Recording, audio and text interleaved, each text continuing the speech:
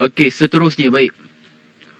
Abang yakin setiap kali puasa kita akan ada azam, kita akan ada benda yang kita nak capai dalam Ramadan kali ini. Setuju Persoalan abang takkan tanya pasal azam puasa kurang pada tahun ni. Abang nak tanya adalah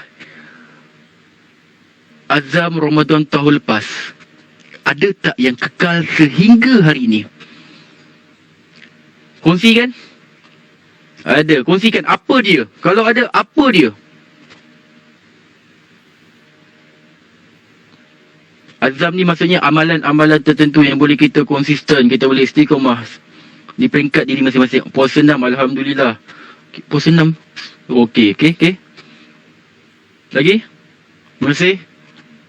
Fikir, tak apa. 2 minit, 3 minit, khatam, murajaah, tadarus, Masya Allah. Single? Single ada satu azam ke? Baru tahu single satu azam Okey, ada lagi. Silakan. Hari ni kita kongsi saja. Yang lepas kalau abang minta benda ni kan, dia paling simple. Ada benda yang abang tak sangka adalah, dia kata apa? Setiap tahun, azam kami, sekeluarga kami akan kemas rumah bersama menyambut Ramadan. Masya Allah, kita pun tak pernah fikir kan. Jumpa Lailatul Qadar Okey. Ada lagi?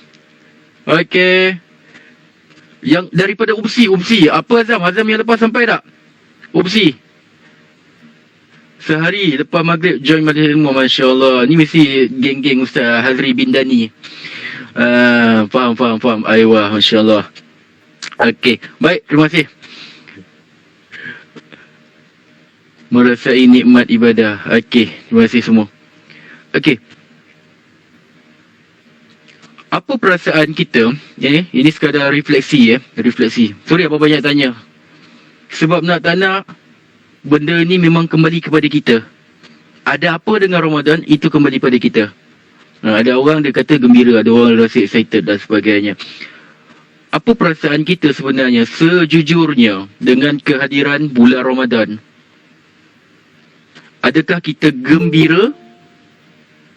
Ini tak payah jawab. Soal daripada soal diri sendiri. Soal diri sendiri. Adakah kita gembira? Ataupun kita rasa puasa ni menyusahkan?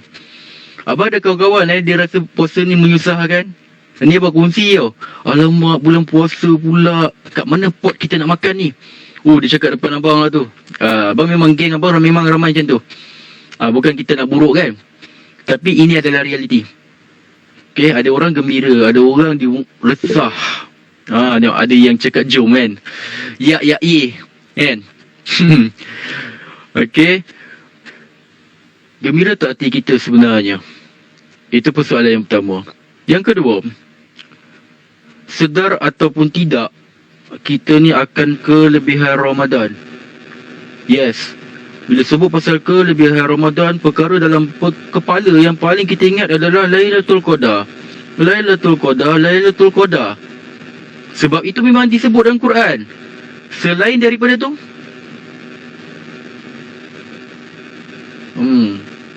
selain daripada tu,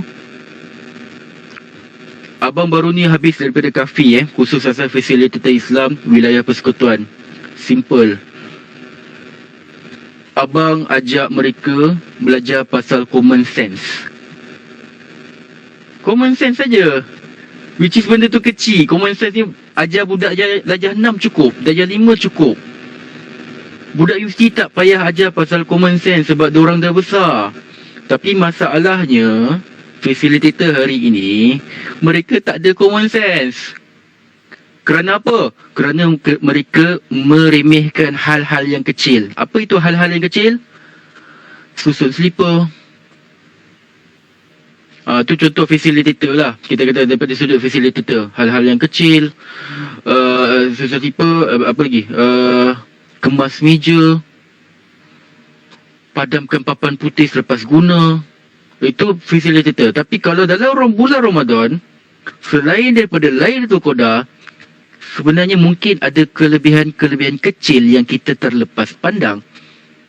Kerana apa? Kerana mungkin juga kerana sikap kita yang meremehkan benda-benda tersebut. Benda ni Dan muhasabah yang ketiga. Tadi satu pasal perasaan gembira ataupun tidak. Yang kedua adalah pasal kita sedar ataupun tidak tentang kelebihan. Yang ketiga, apa yang kita pandang pada Ramadan ini sebenarnya? Apa yang kita lihat? Apa yang kita lihat? Apa yang kita pandang pada Ramadan ni? Benda inilah yang akhirnya abang akan kembalikan semula kepada taklimat abang dalam mana-mana program. Yang ni abang akan ulang. Persepsi, emosi dan juga aksi. Apa persepsi kita pada Ramadan? Kalau buruk, akhirnya emosi yang lahir pada kita adalah buruk juga terhadap Ramadan. Kalau kita rasa Ramadan ini menyusahkan, maka emosi kita akan lemah. Bila lemah, dia akan efek kepada aksi kita, action kita, tindakan kita. Kejap. Okey, tindakan kita. Sebab itu sangat-sangat penting bagaimana kita menanggapi Ramadan pada tahun ini. Sebelum-sebelum ini, kalau tahun ini Ramadannya sama macam tahun lepas, kita masih lagi sama. Bahkan mungkin lebih teruk. Kita rasa kita berubah, sebenarnya tidak. Itu paling malang. Bagi abang, paling malang itu dia. Kita rasa kita berubah. Kita rasa saja. Kita rasa kita baik. Sebenarnya belum lagi. Sebab itu penting. Ada apa dengan Ramadan? Kembali kepada kita. Rasa kita. Dan hari ini, untuk itu juga, abang nak konkludkan, abang nak terus pergi kepada konten yang utamanya. Konten utamanya adalah yang ini. Abang akan kongsikan tentang 3S. 3S S yang pertama adalah sedar, kedua adalah solat, dan yang ketiga adalah sikit tapi berterusan. Okey, sedar. Dalam ni ada lelaki tak? Abang ada pesan tadi. Azhan, Fahmi, Izzuddin Hisham. Azhan boleh buka mic ke? Alamak kentoi. Cantik. Boleh lah. Boleh Azhan. Buka surah Al-Baqarah ayat 183 tak silap abang. Ya ayyuhallazina amanu kutiba alaikumus siyam tu. Baqarah 183. Baca maksud saja. Dalam surah Quran ni sangat penting buka elemen utama dalam surah. Baca maksud saja. 83. Wahai orang-orang yang beriman, diwajibkan atas kamu berpuasa sebagaimana diwajibkan atas orang-orang dahulu daripada kamu supaya kamu bertakwa. Okey, terima kasih Azan. Okey. Terima kasih Azan. Okey kalau Okey baik. Dengar tak ayat ujung Azhan tadi? Adalah supaya kamu orang-orang yang bertakwa. Apa itu takwa? Objektif puasa Ramadan adalah wahana untuk kita mencapai objektif takwa. Apa itu takwa? Apa itu golongan-golongan muttaqun, golongan-golongan orang-orang bertakwa. Dengar Kenapa bagi letak S yang pertama adalah sedar. Orang bertakwa adalah mereka yang mempunyai God conscious terhadap kepekaan nurani dia. God conscious ni apa? Kesedaran diri dia bertuhan. Dia ada Tuhan. Dia sampai satu tahap, setiap apa yang dia nak buat dalam kehidupan dia, walaupun benda tu kecil, dia sangat teliti dan dia sedar apa yang dia buat. Dia sedar siapa yang memerhatikan dia. Dia juga sedar siapa juga yang menilai. Jangan ambil ringan pasal hal-hal kecil ni. Kita tak tahu amalan mana yang menyebabkan kita ni ke syurga. Kita tak pernah tahu. Amalan mana yang akhirnya menyebabkan orang lain boleh ikut dan contohi. Sebab tu kita kena sedar. Sedar soal sekitar kita, sedar juga soal sekeliling kita. Okey, baik. Itu adalah tentang soal sedar tadi. Bila kita sedar, nak tak nak, perkara yang kita harus akui adalah diri kita ada kekurangan. Tidak ada manusia itu sempurna. Diri kita ada kekurangan. Abang suka ambil ayat ni. Abang suka ambil kalimah ni. Kalimah ni bila kita ulang benda ni mungkin dekat hampir setiap 5 waktu sehari semalam kita udah ulang benda ni. Apa dia kalimah la ilaha illallah. La ilaha illallah. Benda ni kalau kita praktikkan, kita faham dan kita praktikkan, kita akan menjadi golongan bertakwa sebenarnya. Benda ni kecil je. Kita kata sebagai permulaan awal untuk memahami la ilaha, tiada Tuhan. Tiada Tuhan. La ilaha, la ilaha, tiada Tuhan. Kalau dalam Arab, la ilaha ni adalah nafi. Betul ke? Kata nafi kan, nafi. Kita menafikan segala jenis Tuhan yang ada dekat dunia ni. Dan bila berkata Tuhan ini menafikan semua ni, dia bukanlah membawa maksud seperti patung Buddha, patung India dan patung-patung lain. Tidak. Dia bukanlah Tuhan yang agama-agama lain semata-mata. Apa saja yang lebih besar daripada Tuhan kita, itu boleh jadi Tuhan kita.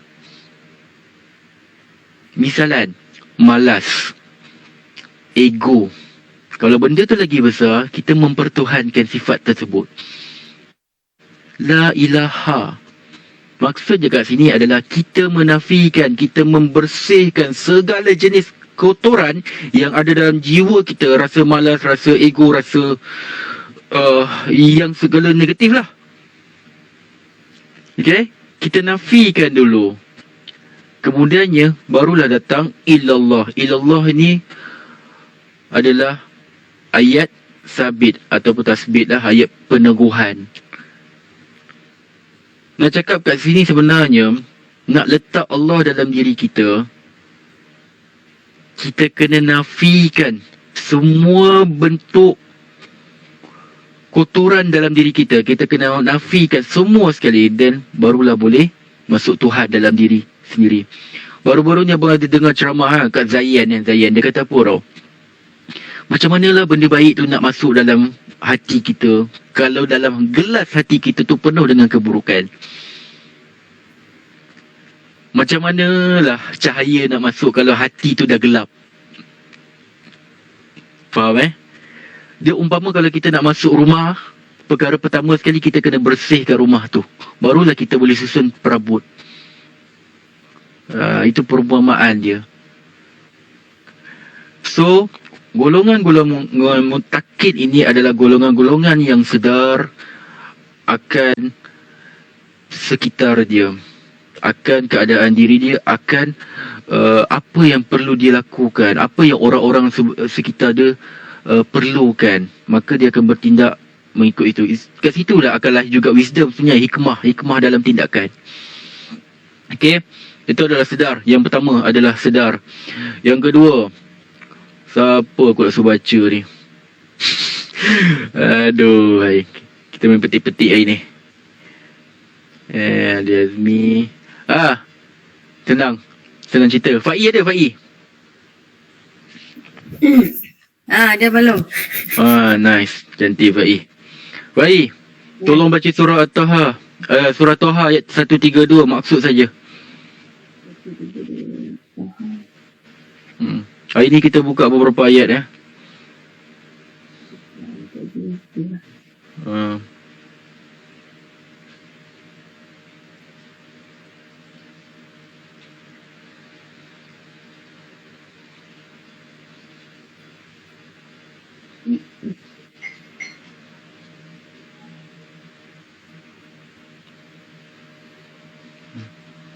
Ayat berapa tadi? 132. Okey, yang lain pun boleh buka Quran. Ambil saja, walaupun kita tak baca, kita ambil bekat, kita lihat terjemahan. Tengok Quran ni dapat pahala tau. Benda kecil saja tapi tetap dapat pahala. Eish. Hari ni kita bincang benda-benda kecil je. Kita tak payah fikir nak ni dulu. Ubah dunia kita jap. Okey, silakan Faiz. Al-Taha ayat 132 maksudnya, dia perintahkanlah kepada keluargamu mendirikan solat dan bersabarlah kamu dalam mengerjakannya. Kami tidak memberi rezeki kepadamu, bahkan kamilah yang memberi rezeki kepadamu.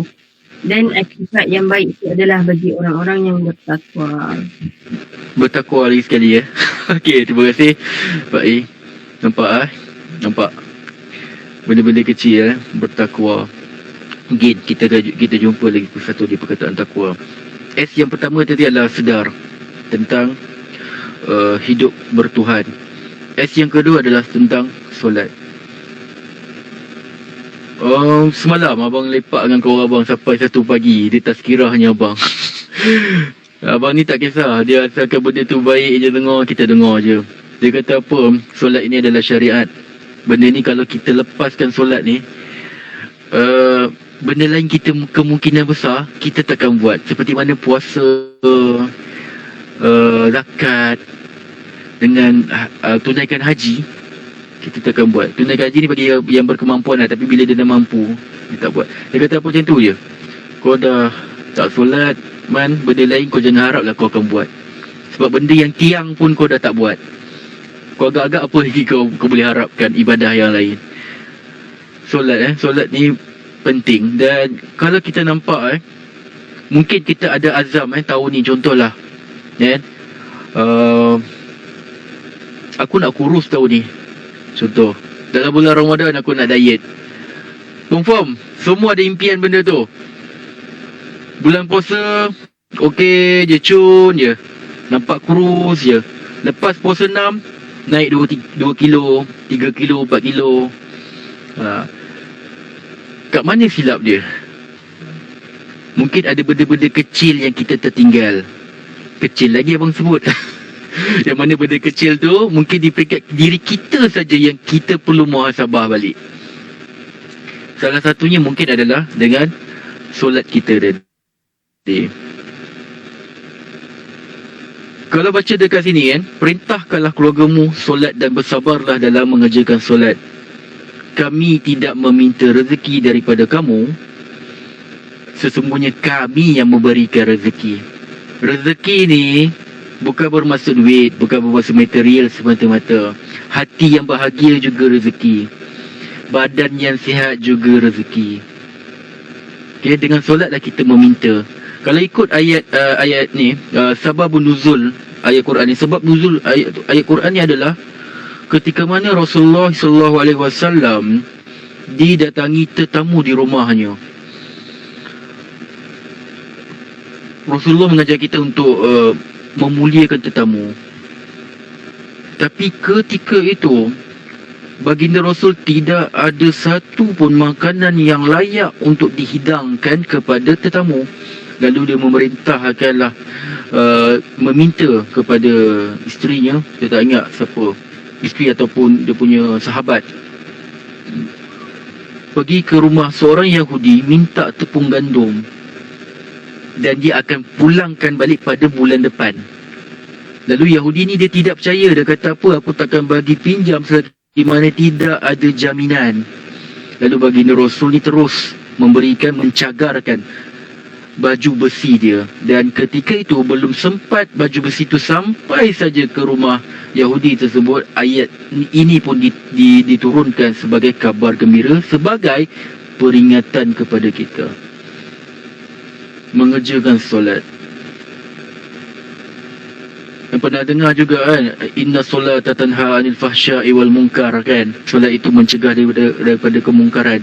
Tapi dah solat pun masih lagi buat mungkar. Kat mana silap dia?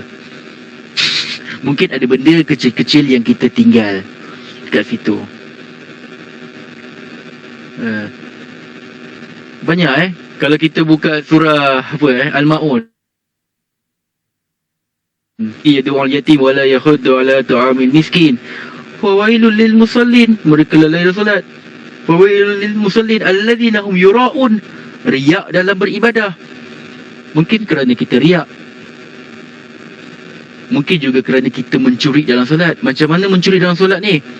Rukuk tak betul, sujud tak betul. Bukan dia bermaksud dia sujud tu dia cilok dompet orang sebelah, tak ada. Maksud mencuri dalam solat ni adalah perbuatannya mungkin bacaannya tidak begitu sempurna, acuh tak acuh. Jadi mungkin ada benda yang kurang dekat situ, menyebabkan akhirnya apa yang kita azam tahun ni tidak capai dengan baik. Mungkin ada masalah dengan niat ke, mungkin ada masalah dengan apa dan sebagainya. Okey, itu S yang kedua, solat. S yang ketiga adalah sedikit tapi berterusan. Okey, sedikit tapi berterusan ni, kita akan banyak jumpa benda ni dekat mana tau? Dalam hadis saja. Dalam Al-Quran kita akan jumpa fastabiqul khairat sajalah, berlumba-lumba dalam buat kebaikan kan, dalam Al-Quran tu. Okey, baik. Abang nak kongsi satu benda tentang sedar tadi. Sedar ni ada dua, sebelum kita masuk kepada sikit tapi berterusan. Yang pertama, kita kena sedar apa yang kita nak. Kita kena sedar apa yang kita nak. Sedar apa yang kita nak ni, dia ada 3 poin bawah dia. Memandangkan tadi apa yang kita minta. Kita nak jadi orang yang soleh, kita nak jadi orang yang sihat, kita nak jadi orang sekian-sekian, nak jadi yang pandai dan sebagainya. Itu adalah rezeki. Bila sebut pasal rezeki, nak tak nak kita kena sedar dan kita kena akui bahawasanya rezeki itu adalah hal yang gaib. Hal-hal yang gaib. Jadi untuk hal-hal yang gaib ni, benda ni kita susah nak capai. Melainkan kalau kita sedar, kuncinya hanya satu, Allah Subhanahu Wa Taala. Kuncinya dia adalah Allah Subhanahu Wa Taala itu sendiri. Dan macam mana kita nak capai kunci tersebut? Kita kena sedar juga, Allah ini Al-Haq. Dia tidak akan bercampur antara yang hak dan juga batil. Ingat balik perkataan wording kita tadi, La ilaha illallah. Nafi, bersihkan dulu, baru kita tasbit. Illallah itu adalah peneguhan.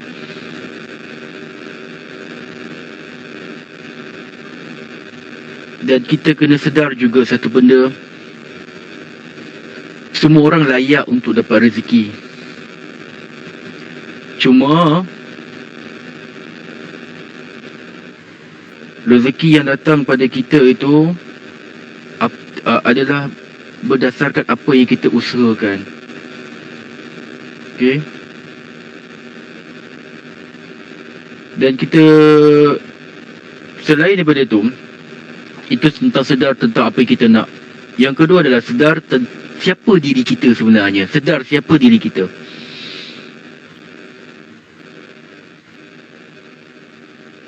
Bila kita sedar siapa diri kita, kita akan fokus untuk tambah baik, bukan tambah bilangan.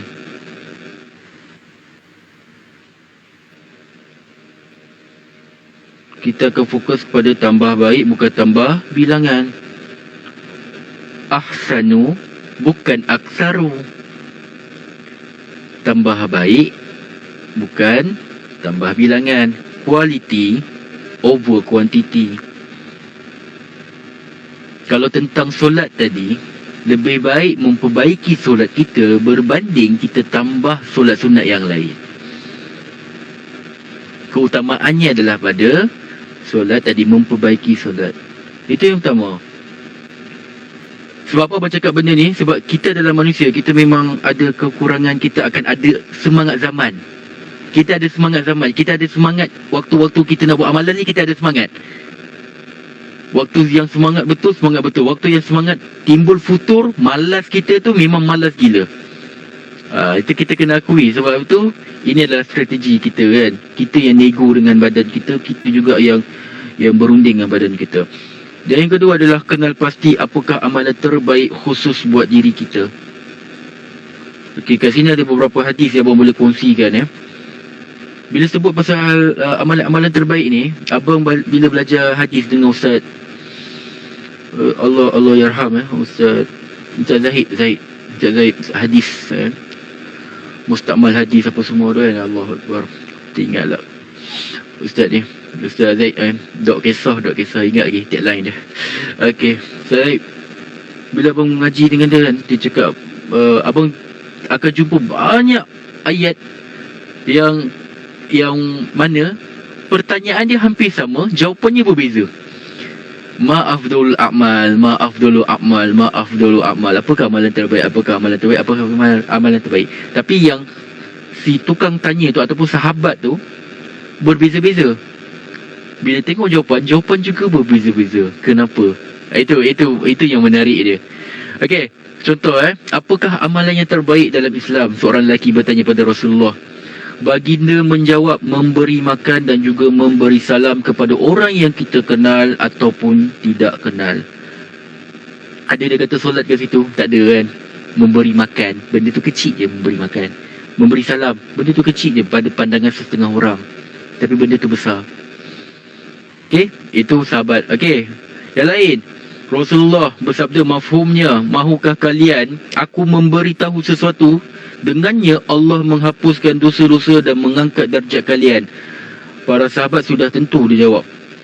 Baginda bersabda, sempurnakanlah uduk apabila rasakan diri itu berat, memperbanyakkan langkah ke masjid serta menunggu solat selepas menunaikan solat sebelumnya, maka itulah ribat, yakni jihad. Jihad itu amalan tertinggi tau. Jihad itu adalah antara amalan yang tertinggi. Maksud dia kat sini, nampak tak? Lain orang, lain dia punya amalan dia. Ada lagi satu. Daripada Abdullah bin Mas'ud, aku bertanya pada Rasulullah, apakah amalan yang Allah suka? Solat pada waktunya. Kemudiannya apa? Berbakti kepada ibu bapa. Kemudiannya apa? Jihad di jalan Allah. Itu adalah untuk Abdullah bin Mas'ud. Mungkin itu adalah kemampuan dia dan mungkin itu adalah keutamaan di ketika itu. Amalan yang perlu dia buat. Daripada Aisyah radhiyallahu anha, dia berkata, amalan yang paling dicintai Allah adalah amalan yang berterusan biarpun jumlahnya sedikit. Biarpun jumlahnya sedikit. Ini adalah daripada Aisyah. Dia menyebut benda tu. Rasulullah SAW ada berkata benda tu, perkara tersebut. Kita sedar, kemudiannya kita selang dengan solat dan juga sabar. Dan kita juga ada usaha, biarpun kecil, tapi ianya istiqamah, ianya berterusan. Itu paling penting, paling kata apa, paling berkesan. Setakat ni bagi abang itu adalah saranan abang tentang bulan Ramadan. Persoalannya akhir sekali, tajuk kita ada apa dengan Ramadan, itu kembali kepada kalian. Itu adalah kembali kepada kalian. Macam mana kita pandang pada Ramadan, macam itulah cara kita akan layan dia. Umpama ginilah, macam mana kita mempersiapkan Ramadan ni. Kita mempersiapkan Ramadan ni umpama macam kita mempersiapkan rumah untuk menyambut kedatangan tetamu kenamaan. Macam tu jugalah kita mempersiapkan jiwa kita demi kedatangan tetamu Ramadan. Kesilapan besar kita adalah yang mempesanlah, yang kita jarang pandang adalah kita mengharapkan Ramadan ini adalah madrasah tarbiyah. Okay, kita memandang madrasah tarbiyah. Betul. Benda tu betul. Sangat betul. Tapi dia harus juga kita masuk dalam madrasah tarbiyah tu dalam keadaan kita sedar siapa kita. Kita sedar dan juga kita sedia untuk membuang segala jenis kotoran dalam diri kita. Pastikan diri kita ni bersih, baru kita masuk. Dan kita masuk dengan sebaik mungkin. Sahabat-sahabat dulu nak masuk bulan Ramadan, 11 bulan sebelum itu mereka sudah membiasakan amalan-amalan tertentu, amalan-amalan kecil. Supaya apa? Supaya bila dia masuk Ramadan, dia tahu dalam bulan Ramadan ganjaran dia sangat besar. Bila ganjaran sangat besar, dekat situlah dia pulun habis-habisan tanpa jemu dan juga dengan rasa penuh kebiasaan. Dia dah biasa dah buat amalan tu, dia takkan ada rasa malas, dia takkan ada benda tu dan sebagainya. Pernah ada satu persatuan apa lah, dia kata, bang, kita buat ni lah, kita nak bagi tajuk mengejar Ar-Rayyan, mengejar Lailatul Qadar. Abang cakap, kenapa nak kejar Lailatul Qadar? Ya bang, nak percutan akhir lah. Dah tahu Ramadan tiap-tiap tahun ada Lailatul Qadar, kenapa masih lagi nak mengejar? Patutnya kita jemput Lailatul Qadar tu datang kepada kita. Lailatul Qadar tu dia takkan datang pada jiwa yang kotor, dia akan datang pada jiwa yang bersih. Kita jiwa yang kotor, kita duk kejar, memang dia lari lagi jauh lah. Tapi kalau kita jemput dia, kita mempersiapkan jiwa kita, kita tak perlu kejar pun tak apa. Kita buat amalan, dia akan datang pada kita. Bukan Lailatul Qadar saja, banyak benda lah, kebaikan yang lain-lain lah. Sebab tu orang kata, bila Ramadan, apakah kelebihan Ramadan selain pada Lailatul Qadar? Kemungkinan besar juga kita terlepas dengan kelebihan-kelebihan kecil yang lain dalam Ramadan. Kita tak tahu, mungkin dengan kita membiasakan ataupun kita mengambil berat soal kelebihan-kelebihan kecil Ramadan tadi itu, dia membawa kepada kelebihan besar dalam Ramadan, iaitu Lailatul Qadar dengan sendirinya. Okey, jadi dari abang itu saja. Setakat okey. Ada tambahan ke ataupun ada rasa macam tak setuju ke? Aku memang kalau usrah dia tak setuju ni okey, best. Sebab Quran pun bermula dengan Quran ni takkan berkembang juga kalau tak ada orang argue. Dia tidak sekadar kaji, dia tak ada orang argue, takkan berkembang juga. Okey, ada pandangan ke ataupun ada soalan ke, saranan ke? Kalau ada soalan sekalipun, mungkin bukan abang adalah orang yang terbaik untuk jawab. Mungkin ada orang lain yang lebih tahu untuk menjawab. Itu pun kita alu-alukan. Nama pun kongsi. Okey, silakan.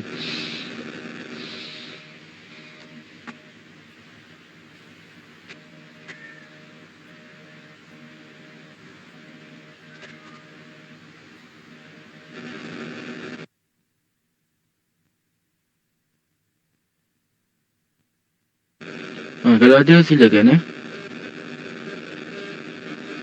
Ingat setiap tutur kata yang kita nak berkongsi ni, walaupun ianya kecil, mungkin ianya besar dalam kehidupan orang lain, untuk dia mengubah kehidupan keseluruhan. Kita tak tahu. Kalau ada pandangan, ada saranan ataupun nak kongsi tentang amalan dia menghadapi, it's okay. Silakan.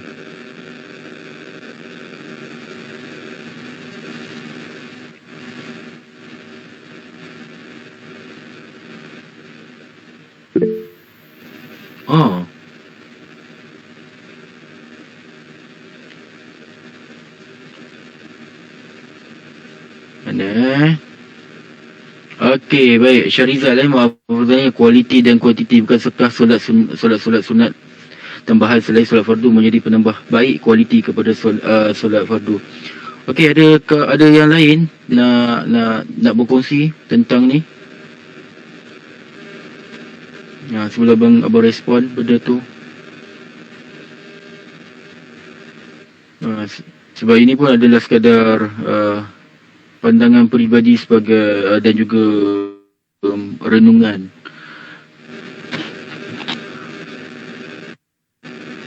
Ada? Okay, kalau tak ada, tak apa, abang teruskan. Kalau ada, nanti kau nak sampuk ke apa ke, terserah. Okey, baik. Kembali kepada soalan daripada tadi, Syahrizal bin Sahrul. kualiti dan kuantiti. Bukankah solat-solat sunat tambahan selain solat fardu menjadi penambah baik kualiti kepada solat fardu? Okey, baik, begini. Ini adalah pandangan peribadi abang. Boleh jadi kalau salah boleh rujuk kepada yang lebih pakar. Okey. Kalau di peringkat abang sendiri, abang faham tentang diri abang. Abang tahu tentang diri abang. Abang tahu tentang diri abang. Abang ni macam mana dan sebagainya. Keutamaan bagi abang ketika ini adalah memperbaiki solat tersebut. Memperbaiki solat fardu. Sebab itu adalah yang akan disoal nanti. Sebab dia adalah tiang. Akan disoal nanti tentang solat sunat. Ya, betul, ianya menampung. Ianya memang menampung. Tetapi bukan dalam kategori kita katakan sebagai keutamaan. Dia bukan keutamaan. Kalau kita pernah tak buat modul abang minta maaf abang ni bukan orang dakwah tarbiyah sangat. Abang ni orang latihan pembangunan DNT, walaupun timbalan presiden fokus di dakwah tarbiyah, tapi abang BLP. Pernah tak buat aktiviti bangunan straw? Pernah kan? Abang rasa ramai pernah buat bangunan straw dengan adik-adik kan. Biasanya bukan adik-adik yang buat, kita yang buat, Fesi yang beria nak buat benda tu sampai habis sebab takut kalah. Okay, pernah lah, dah senyum tu tahu lah. Aku trainer, aku tahu lah. Okay, baik. Dia punya bangunan straw tu, kalau kekuatan ataupun dia punya keluasan tapak dan sebagainya, itu kita panggil sebagai bahan wajib. Bahan wajib ni maksudnya solat fardu tadi kita perbaiki bahan yang kualiti dan sebagainya. Solat sunat tadi kat mana? Solat sunat tadi adalah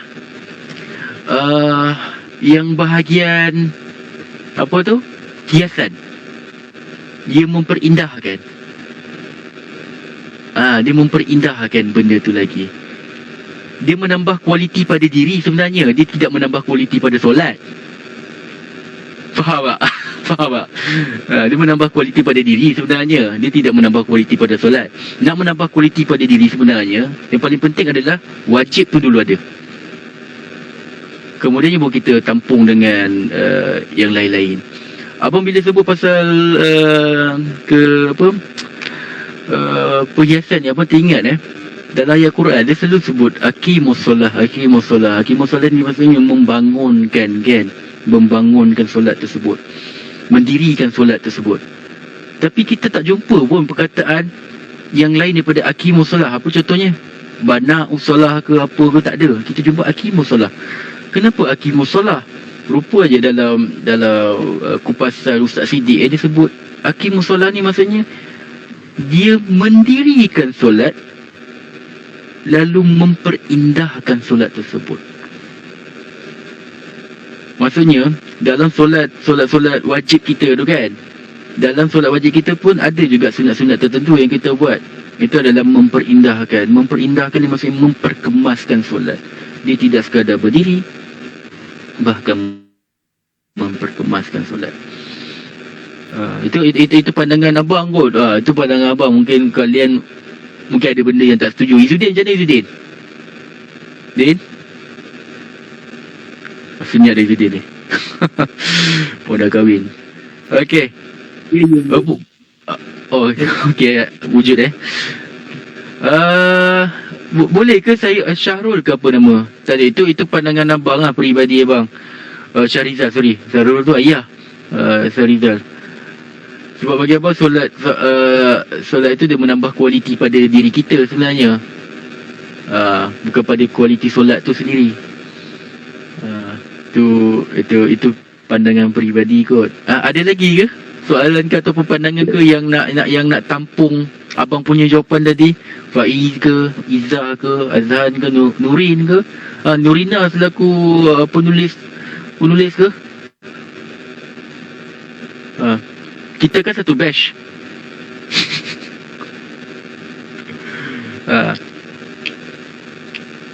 Siapa yang baca buku Nurina dia tahu lah, dia akan jumpa gambar abang dalam tu. Kantoi dah. Okey, ada lagi?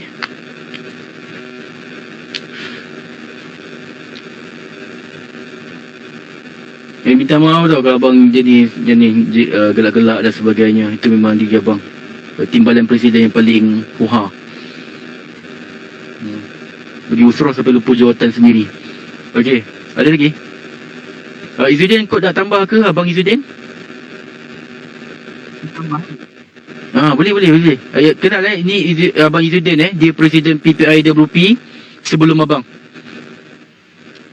Saya anak usrah je. Tak, kau esko DNT PKPM pusat dulu aku tahu. Silakan. Bismillahirrahmanirrahim. Tentang apa? Tentang tadi nak aku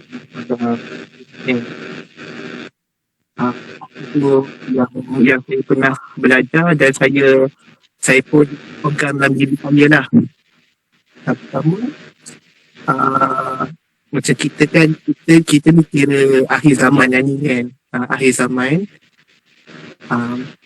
Dan apa yang orang alim ustaz itu adalah sebagai contoh bulan puasa ni, dari segi Abu Ain ni adalah mengutamakan solat-solat qada yang telah ditinggalkan berbanding solat-solat sunat. Itu sarana waktu saya mengaji dengan Ustaz Muhadir. Sampaikan kalau ada terlalu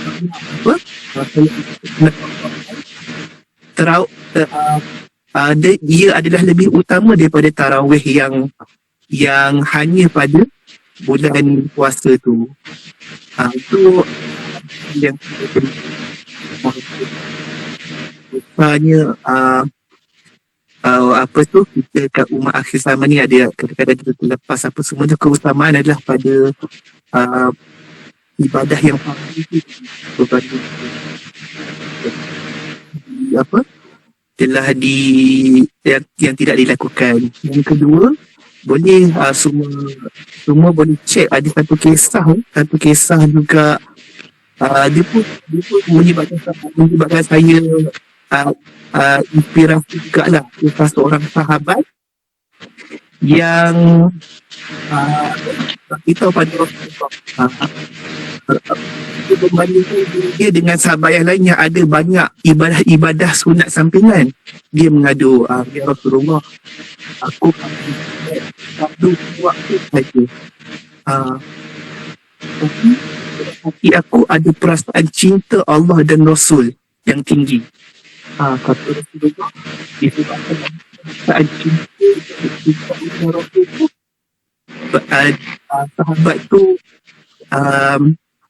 boleh ke syurga. Maknanya keutamaan ibadah fardu, dan dalam ibadah fardu tu telah perasaan cinta Allah dan Rasul. Itu keutamaan dan jajaran yang lebih besar. Dan saya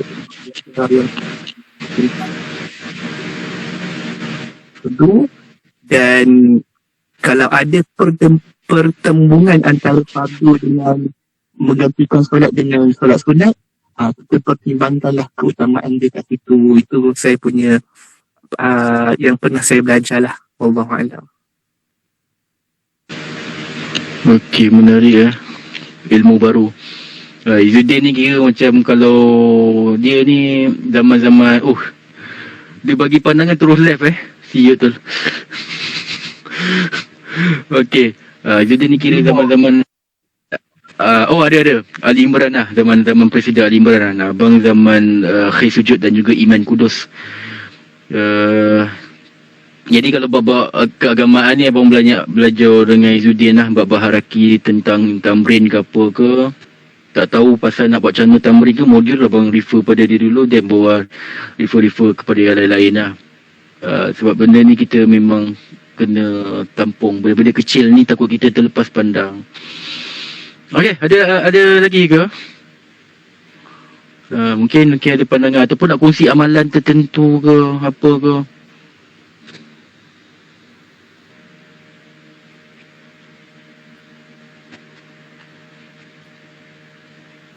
Dia tak ada masalah kalau kita nak buat ibadah ni pun kita kena faham. Ibadah ni kita kena faham. Ibadah ni ada dua. Satu umum, satu lagi khusus. Khusus ni seperti mana kita solat lah. Umum, solat ibadah apa semua lah. Umum ni boleh jadi benda-benda yang macam bersukan ke ataupun menulis ke kan. Sebab ibadah ni dia syarat dia ada dua. Yang pertama, niat kerana Allah. Yang kedua adalah mengikut syarak. Itu dalam buku apa tu? Mazayat ni Intima Ilil Islam mengapa saya memeluk agama Islam. Fatiyakan, dia ada sebut benda tu, dua benda. Okey, niat kerana Allah Ta'ala. Yang kedua adalah mengikut syarak. Jadi kalau ada yang mana-mana yang ada amalan-amalan tertentu ke, jangan remehkan. Buat saja. Bila kita remehkan, kita tak pernah tahu pun benda mana yang menyebabkan orang lain pun